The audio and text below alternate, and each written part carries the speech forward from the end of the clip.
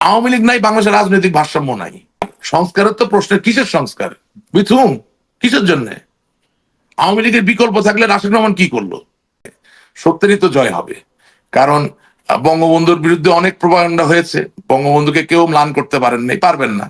জননেত্রী শেখ হাসিনা বাংলাদেশের মানুষের জন্য অভূতপূর্ব কাজ করেছেন, কেউ ম্লান করতে পারবে না।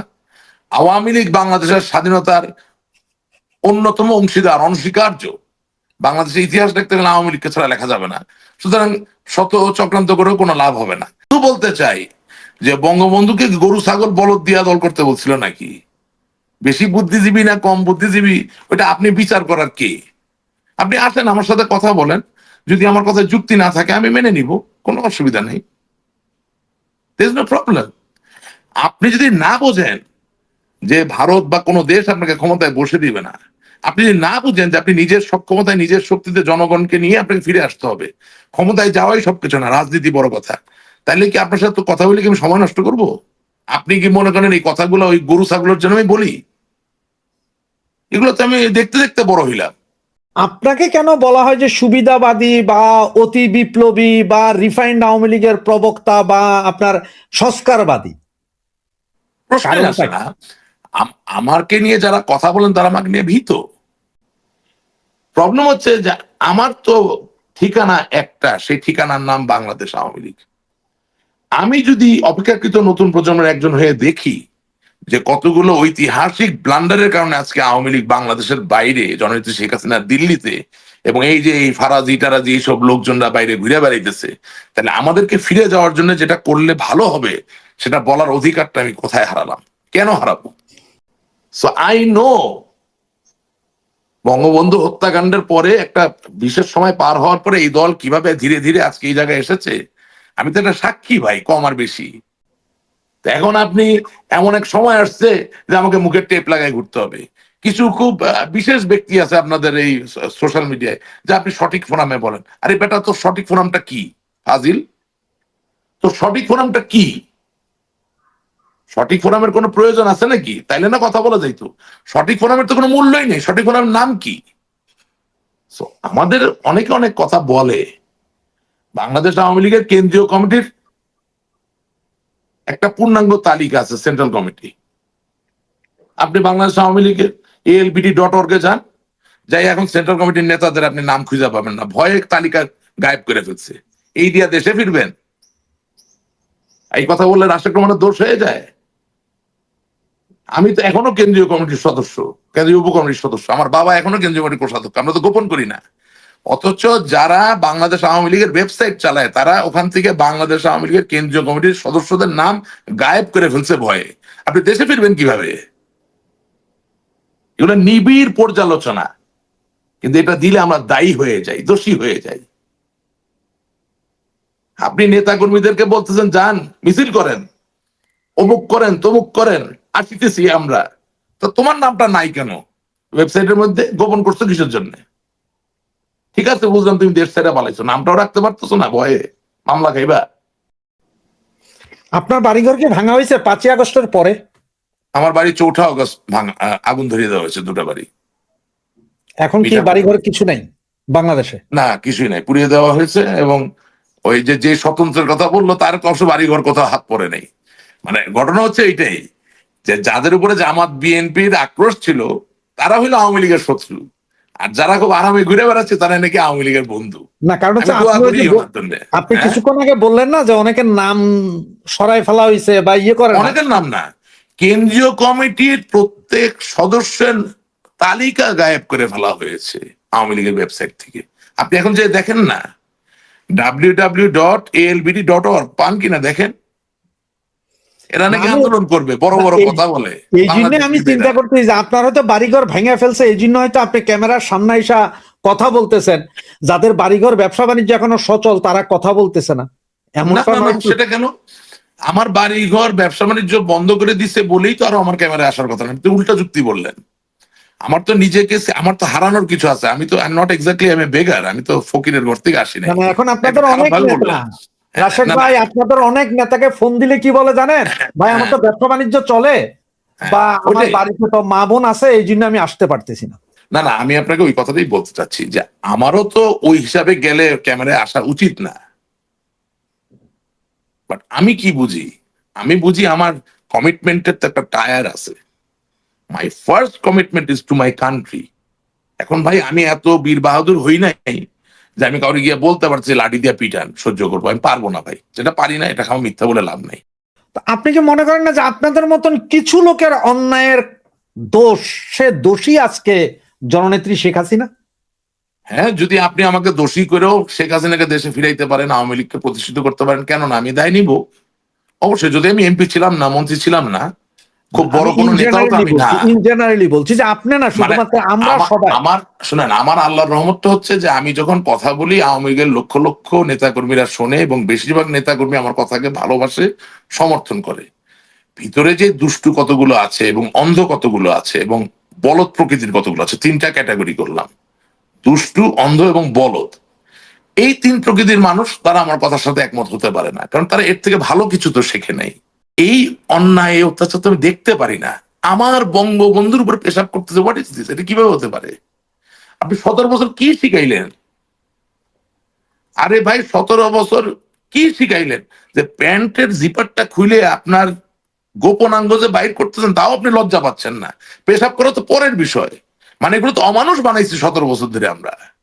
তা আপনি কি মনে করতেছেন না যে বই টই যা পড়ছেন, ইতিহাস পড়ছেন, 17 বছরে একটা সিভিলাইজেশনের মোড় ঘুরাই ফেলা যায়? আপনার মেট্রো রেল আছে, আপনার পদ্মা সেতু সব আছে, কিন্তু আপনার মানুষেরা রেপ করতে একবার তার বিবেকের আছে প্রশ্নবিদ্ধ রেপ করে ফেলে। তারা প্যান্ট খুলে তার গোপনাঙ্গ বাইর করতে লজ্জা পায় না, বাইর করে ফেলে। তারা মব তৈরি করতে, তাহলে আপনার কোনো দায় নাই? আপনি 17 বছর তাহলে কি করছেন? তাহলে শিক্ষা সংস্কৃতি এটা কার দায়িত্ব? এখন আমার এই টার্সিয়ারি অ্যানালিসিস যখন আমি দেই তখন আমি খারাপ হয়ে যাই। আমরা কি বলছি? আমরা বলতে চাই, আবার পরিষ্কার ভাবে বলি, আমরা বলতে চাচ্ছি নেত্রী আওয়ামী লীগের সমানেত্রী। বাংলাদেশ আওয়ামী লীগের ঐক্য কোনো অবস্থায় বঙ্গবন্ধুর রক্ত ছাড়া ধরে রাখা সম্ভব না, এটা বিতর্কের ঊর্ধ্বে। আর বঙ্গবন্ধু তো বঙ্গবন্ধুর জায়গায় একেবারে আসেন, সুতরাং এটা নিয়ে আলাপ করার দরকার নেই। আর আওয়ামী লীগ এমন এক সত্তা যে যত আইনি করুক, যাই কিছু করুক না কেন, কোনো কিছু করে খুব লাভ হবে না, কারণ মানে আওয়ামী লীগকে নিষিদ্ধ করে আসলে থামানো যায় না। এবং বাংলাদেশের স্বাধীনতা, একটা জিনিস একটু জিজ্ঞেস করে, আপনাকে ইন্টারাপ্ট করছি আমি, সরি। আপনি বলেন যে বঙ্গবন্ধুর রক্ত ছাড়া আওয়ামী লীগকে ঐক্যবদ্ধ রাখা যাবে না, তাহলে কি আমরা কি তাহলে শেখ হাসিনাকে বাদ দিই? বঙ্গবন্ধুর রক্তের তো আরো অনেকেই আছে, ওগুলো আইনা বসালে কি দল টিকানো যাবে এই মুহূর্তে? শেখ হাসিনা হিসাব সহজ। শেখ হাসিনা, এটা কারণ আছে, আমি বলতেছি, কারণটা বলি, এটা খুব এই পরিষ্কার। জন্য আমি আপনাকে ধরছি। না না, আমি যা বলি যেটা দেখেছি শিখেছি সেই জায়গা থেকে বলি, এমনি এমনি বলি না। ধরেন আমার তো সৌভাগ্য এটা অনেক হয় না, আমার বাবার সাথে আমি উনি যখন রাজনীতি করতেন সবসময় এলাকায় যাওয়া আসা, বিভিন্ন কর্মকাণ্ড কর্মসূচি এগুলো আমি নিজ চোখে দেখেছি। হ্যাঁ, আমি নিজে দেখেছি বঙ্গবন্ধু কন্যা জননেত্রী শেখ হাসিনা আমার মিঠা পুকুরে তিনি এক ব্যাটারি, এক মাইক, এক হেজাকে মিটিং করছেন, গরু গাড়ি দিয়ে সভাস্থলে গেছেন।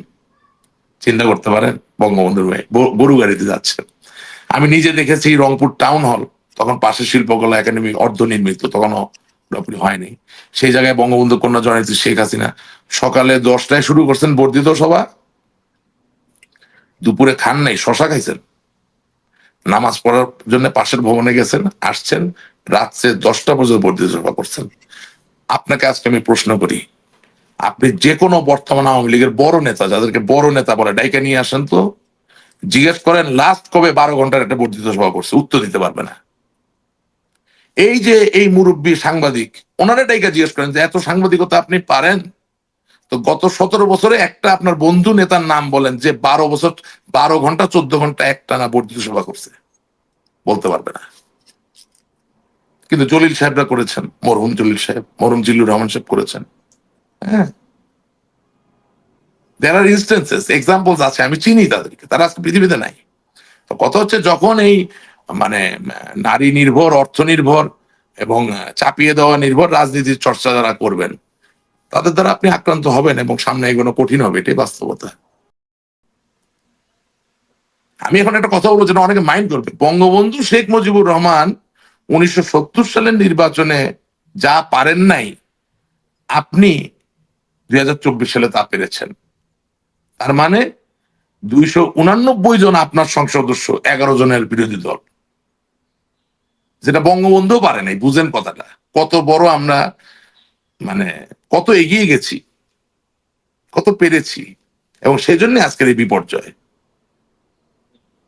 পৃথিবীর কোন লোক কোনদিন বিশ্বাস করবে যে আপনি এত ফেরেস্তার মতো দেশ চালাই ফেলছেন, যেখানে 300টা সংসদ সদস্যের মধ্যে 289 জন আপনার?